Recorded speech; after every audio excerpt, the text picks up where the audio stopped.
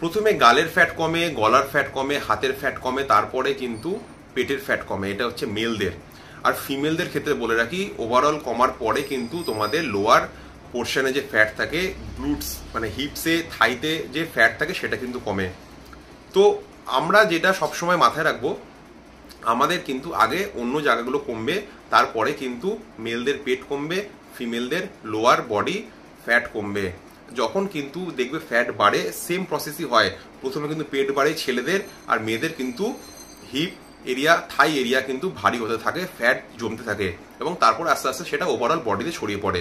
তো সুতরাং যদি আমরা একটা সুইমিং পুল দেখি, সুইমিং পুলে কি হয়, যখন যখন ওয়েট জল দেওয়া হয় তখন কিন্তু নিচ থেকে আস্তে আস্তে জল হয়ে হয়ে হয়ে হয়ে উপরে আসে, এবং সিঁড়িও কিন্তু জল হয়, সিঁড়ির কাছে জল চলে আসে। ঠিক সেম প্রসেস যখন কমতে থাকে তখন কি হয়, ফার্স্টে সিঁড়ি দেখা যায়, তারপরে আস্তে আস্তে কমতে কমতে নিচের দিকে যায়। তো সেম প্রসেস আমাদের বডির ক্ষেত্রেও হয়, যে যেইটা প্রথমে ফ্যাট গেইন করে সেটা কিন্তু সবার লাস্টে গিয়ে কমবে। তো সুতরাং এইটা নিয়ে কোনো টেনশন নেবে না যে আমাদের কেন তাড়াতাড়ি হচ্ছে না, আস্তে আস্তে হবে।